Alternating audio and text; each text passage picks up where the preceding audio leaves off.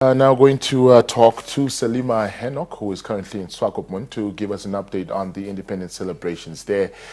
A very good afternoon to you, Salima. Thank you so much for joining us. Good afternoon, Jonas. How are you? I'm good. How are you doing? I'm doing fantastic. I mean, Namibia just turned 32. She's a big lady now, isn't she? Of course. Absolutely. Yes, happy Yeah. independence. Please share with us the mood in the coastal town of Swakopmund. Well, it was a celebration.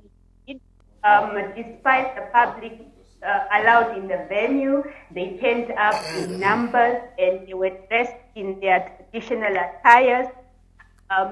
In terms of the officials that were in attendance, of course, started with entertainment where money was entertaining the public, and also just a whole celebration.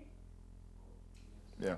Now, in normal circumstances, people would queue up as early as 3 o'clock in the morning.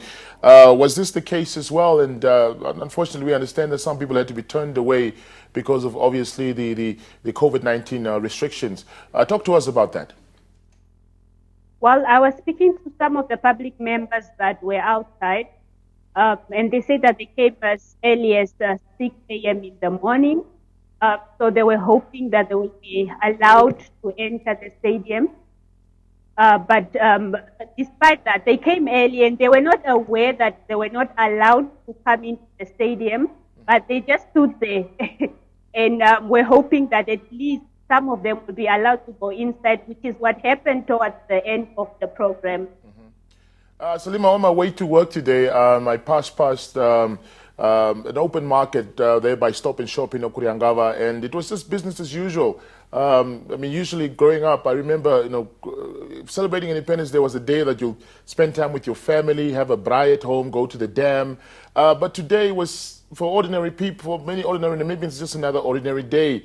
What did you get from the people in Swakopmund when you asked them, what does independence mean for them?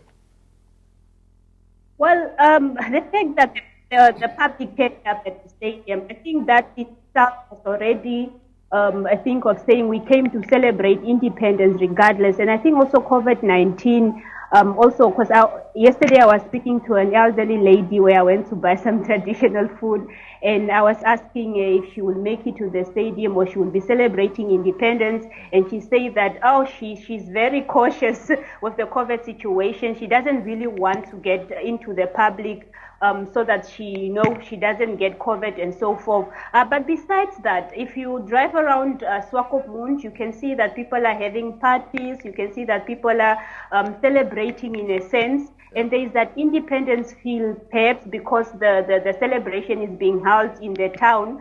The fact that you can see a lot of official cars, you can see a lot of traffic, you can see a lot of people just having fun. It's a different feel in Swakopmund, if I should put it that way. All right, absolutely. Salima, thank you so much for that update, and happy Independence Day once again, and enjoy the rest of the day. Thank you. Thank you, Jonas. All right. Residents